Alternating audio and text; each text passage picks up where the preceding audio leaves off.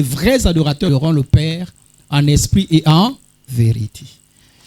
Lorsqu'on parle de vrai, c'est qu'il y a le faux.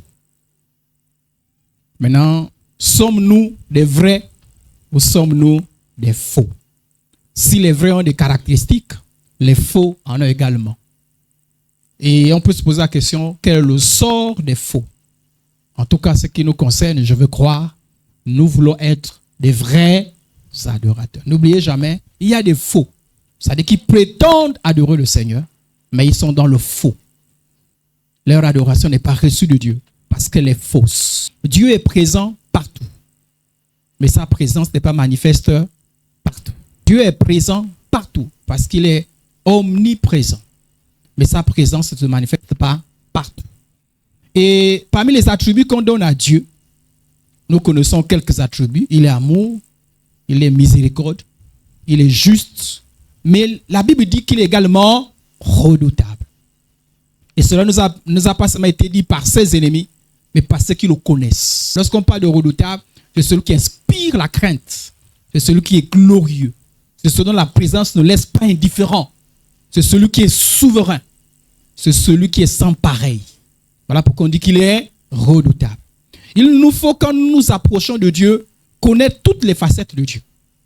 Nous nous approchons de Dieu parce qu'il est amour, mais en s'approchant de Dieu, nous devons savoir qu'il est également redoutable. C'est tout cela qui fait Dieu. Dieu n'est pas un peu amour, un peu redoutable. Il est pleinement amour, pleinement redoutable. Il a toutes ces facettes-là. Et ces facettes-là peuvent se manifester à n'importe quel moment.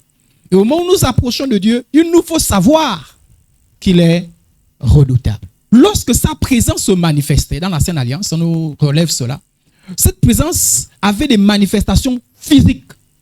C'est-à-dire que physiquement, on ressentait que Dieu s'était manifesté. Que Dieu avait manifesté sa présence dans un endroit. Il était présent, je vous ai dit qu'il est présent partout, mais il ne se manifeste pas partout de la même manière. Et lorsqu'il se manifestait dans l'Ancienne Alliance, sa présence était évidente par des signes palpables, visibles. Par exemple, lorsqu'il se manifestait, lorsque nous lisons l'Ancien Testament, la Bible dit qu'il y avait parfois des tonneurs, il y avait des éclairs, il y avait des nuées. Et la Bible dit que des nuées comme sortant d'une grande fournaise. Il y avait comme des bruits qui sortaient. Et ces bruits ressemblaient au son de la trompette. Ces bruits étaient assourdissants. Moïse et tous les autres qui ont vu la manifestation physique de Dieu disent que lorsqu'il se manifestait, c'était paradoxal. Il y avait la lumière, mais il y avait comme en même temps des ténèbres. Et il y avait la tempête. Et lorsque Dieu parlait, c'est comme si Dieu parlait à haute voix. Et c'est comme si sa voix sortait du feu. Et lorsqu'il parlait, il y avait également des flammes qui s'élevaient jusqu'au niveau du ciel. Et devant ces signes-là, le peuple était souvent dans l'épouvante. Le peuple était tout tremblant. Le peuple refusait de s'approcher de Dieu. Il y a un épisode de l'histoire du peuple d'Israël où même le peuple dit à Moïse, Moïse, parle-toi à Dieu. Rapporte-nous ce qu'il va dire. Parce que nous ne pouvons pas résister à sa présence. Car le peuple avait peur de mourir. Même Moïse, l'homme qui voyait Dieu face à face, à des moments, était tout tremblant, était tout épouvanté. Quand nous lisons Hébreux chapitre 12, même Moïse avait également peur de mourir. Nous parlons donc de la présence de ce grand Dieu. Tous ceux qui sont entrés en contact avec lui disent qu'il est redoutable. Lorsque nous voyons Ézéchiel, lorsque Ézéchiel est rentré en contact avec ce grand Dieu-là, la Bible déclare que Ézéchiel est tombé comme mort. Lorsque Jean a vu Jésus dans toute sa gloire, la Bible dit que Jean est tombé comme mort. En sa présence est redoutable. Dans la Nouvelle Alliance, il y a un épisode où on dit que, je pense que c'est dans Actes chapitre 4, où on dit que Dieu, c'est le Saint-Esprit s'est manifesté, et le lieu où étaient rassemblés les chrétiens s'est mis à trembler. Il s'est mis tellement, la présence de Dieu est tellement manifeste que le lieu s'est mis à trembler. Père et sœurs en Christ, qu'est-ce que j'ai envie de vous dire par rapport à ce point? C'est que le Dieu que nous prions, il est bon, il est amour, mais il est également redoutable. Ecclésiaste chapitre 4, verset 17. Prends garde à ton pied lorsque tu entres dans la maison de Dieu. Prends garde, mon frère. C'est comme si on disait, fais attention. Lorsque tu entres dans la présence de Dieu, lorsque tu entres dans la maison de Dieu, prends garde. On ne fait pas n'importe quoi dans la présence de Dieu. Prends garde. Et toute la Bible est remplie de plusieurs avertissements comme ça. Prenez garde. Prends garde. Prends garde lorsque tu entres dans la maison de Dieu. Approche-toi pour écouter. Autrement dit, lorsque tu t'approches, fais attention. Qu'est-ce que tu sais de Dieu? Ce que tu sais de Dieu, mets ça en application. Ne rentre pas à ta manière. Ne fais pas les choses à ta manière. Fais les choses selon Dieu. Plutôt que d'offrir le sacrifice des insensés. Les premiers croyants, lorsqu'ils s'approchaient de Dieu, c'était pour offrir des sacrifices. Et la Bible dit, attention, il y a un sacrifice qui n'est pas un sacrifice correct. Et c'est ce que la Bible appelle par sacrifice des insensés. N'offre pas le sacrifice des insensés. Ne fais pas selon toi. N'offre pas le sacrifice des insensés. Car ils ne savent pas qu'ils font mal. Ceux qui offrent le sacrifice des insensés. La Bible dit qu'ils sont ignorants. Ils sont inconscients. Il y a un degré d'inconscience.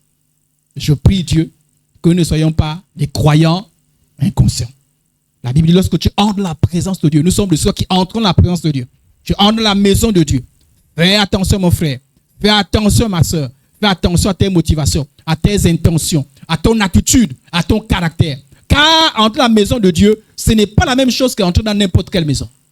Elle est toute différente. C'est la maison de Dieu. N'offre pas le sacrifice des insensés. Même dans la vie de tous les jours, même dans la réalité humaine, il y a des attitudes qu'on ne tolère pas lorsqu'on est en présence d'un supérieur. Un président entre, il y a des attitudes qui ne permettent pas. Peu importe ton problème, tu soignes ton attitude. On dit tu soignes, tu fais attention. Il faut que ta posture soit une posture correcte. À plus forte raison, Dieu. Mais les insensés demeurent dans l'orgueil qui finit par les perdre.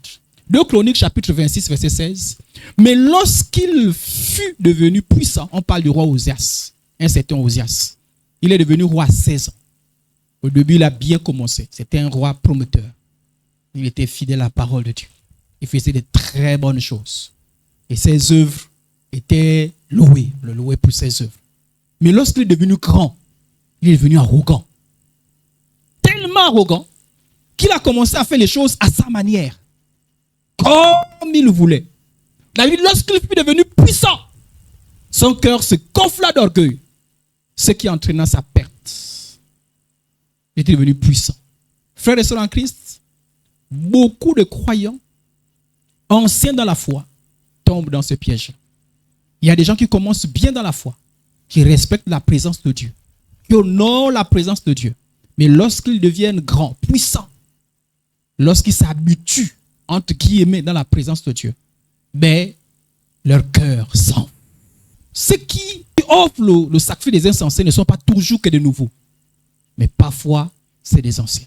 Ne sont pas toujours que des gens qui ne connaissent rien de Dieu. Mais parfois, c'est des gens qui connaissent quelque chose de Dieu. Ne sont pas toujours des gens qui n'ont aucune expérience avec Dieu. Parfois, c'est ceux qui ont eu des expériences avec Dieu. Ceux qui ont commencé à marcher avec Dieu. Osias dont je vous parle, c'était un roi.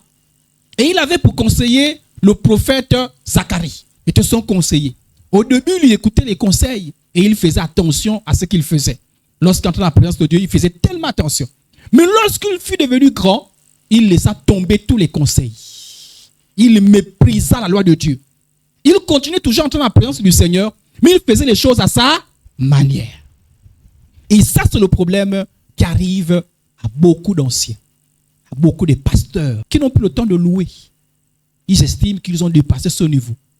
Quand c'est la louange, les autres louent. Lui, il est là, il a croisé ses bras, il vous regarde. Comme si vous notez. C'est ce qui arrive aux responsables. C'est ce qui arrive aux diacres, aux anciens. C'est ce qui arrive à ceux qui ont mis du temps dans la foi. Ils ont l'impression qu'ils maîtrisent tout. Qu'ils connaissent tout. Alors ils font les choses à leur manière. Beaucoup de gens d'ailleurs qui méprisent la présence de Dieu sont souvent des anciens. Ah frère, c'est souvent des anciens.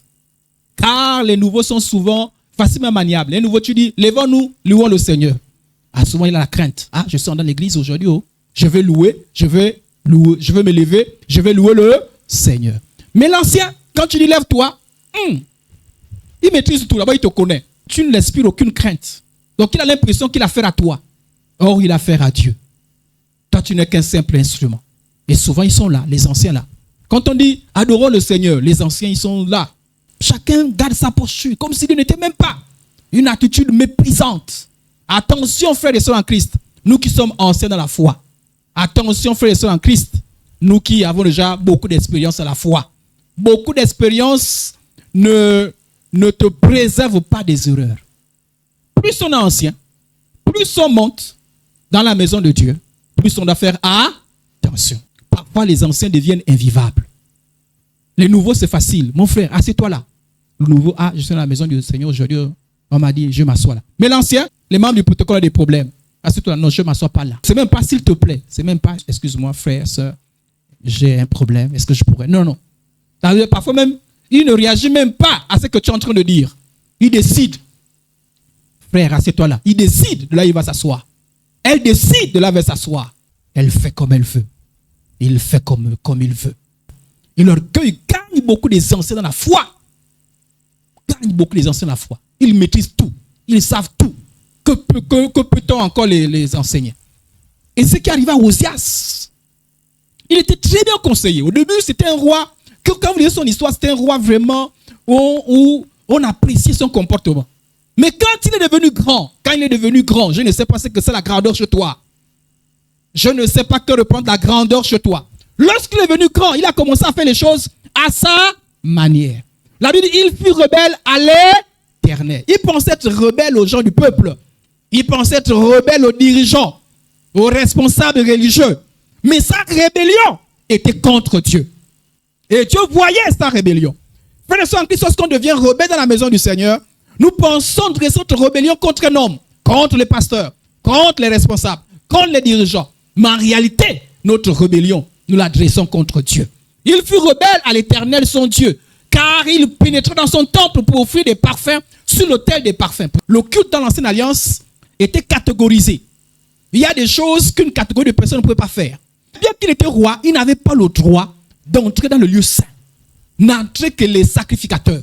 Peu importe sa royauté, il n'avait pas le droit d'entrer dans le lieu saint. Mais ce jour-là, il a décidé. Il a dit, je suis le roi. En fait d'orgueil, il est entré dans le lieu saint. Et il a commencé à faire ce qu'il ne fallait pas faire. Moi aussi, je peux faire. Pendant que Dieu n'avait pas oint pour pouvoir le faire, il a fait cela. La Bible dit, c'est là où a commencé sa perte. Quand il a commencé à faire des choses qu'on ne fait jamais dans la maison du Seigneur. Mon frère, quand tu es dans la maison de Dieu, ne fais pas les choses à ta manière. Tu risques de ressembler à Osias. Tu penseras, et les sacrificateurs ont commencé, l'ont dissuadé, l'ont dit, Osias, s'il te plaît, arrête ce que tu es en train de faire. Il a recommencé. Et il a continué. Tout semblait bien, parce que lui faisait, personne l'arrêtait, il était le roi. Il avait tous les pouvoirs. Et il pensait que parce qu'il était roi, il pouvait tout faire. Et c'est ce qu'il a fait. Et sa fin fut bizarre. Il a mal terminé. Très, très mal terminé. Parce qu'il fut rebelle. Mon frère, ma soeur, est-ce que toi aussi, tu es rebelle comme Osias? Est-ce qu'à cause de ta durée dans le Seigneur, on ne peut plus te parler? On ne peut plus te dire, assieds-toi là. Est-ce qu'à cause de ta durée dans le Seigneur, on peut te dire, lèvons-nous, chantons. Adorons le Seigneur. Est-ce qu'à cause de ta durée, on ne peut plus te conseiller? Est-ce qu'on peut encore te conseiller, mon frère, ma soeur? Fais attention. Lorsque tu entres dans la maison du Seigneur, fais attention à ce que tu es en train de faire. Osias avait bien commencé. Même la Bible témoignait de lui. Dans l'Ancien Testament, au début, il avait fait de grandes choses pour le peuple d'Israël, pour Dieu. Mais il a très mal terminé à cause de l'orgueil. Y a-t-il l'orgueil dans ton cœur? Est-ce qu'il y a l'orgueil dans ton cœur, mon frère? Si il y a l'orgueil dans ton cœur, c'est l'occasion de se repentir. Est-ce qu'on peut encore te parler? Est-ce qu'on peut encore te donner les conseils? Est-ce qu'on peut encore te dire la louange? C'est comme ça qu'on fait la louange. C'est comme ça qu'on adore. Ou bien tu connais toutes choses. Frères et sœurs en Christ, que celui qui s'approche de Dieu croit que Dieu existe. Si nous sommes là, c'est parce que nous croyons que Dieu est là. Mais faisons extrêmement attention. Ne nous réunissons pas pour recevoir des malédictions. Réunissons-nous pour être bénis. Dieu résiste aux orgueilleux et il fait grâce aux humbles. Soyons humbles. Soyons comme Jacob. Lorsque Jacob était endormi dans un endroit, il a eu une révélation de Dieu par le songe. Il a eu un songe où il avait l'impression qu'il y avait une échelle entre la terre et le ciel. Et il a dit, certainement certainement l'Éternel était en ce lieu. Vous voyez? Dès qu'il a pris conscience que, on dirait que Dieu est là, son attitude a changé. Au départ, il pense que c'était un endroit banal. Dans cet endroit, il avait le droit de faire ce qu'il voulait. Mais dès qu'il a pris conscience que, on dirait que Dieu est là. On dirait que Dieu est là. Il a revu son caractère. Il a revu son attitude. Il a dit qu'il a eu peur. Car le Dieu redoutable était là. Frères et sœurs en Christ, même les païens craignent. Il y a même des païens qui ont la crainte de Dieu. Ah oui, hein? Il y a des païens qui ont une crainte de Dieu plus que même celle de chrétiens. Il y a des choses qu'ils ne peuvent pas faire dans le temple. Il y a des attitudes qu'ils ne peuvent pas avoir. Dieu est là. Dieu est présent. Et pourtant, ils sont païens. Mais nous qui prétendons connaître que Dieu est là, quelle est notre attitude?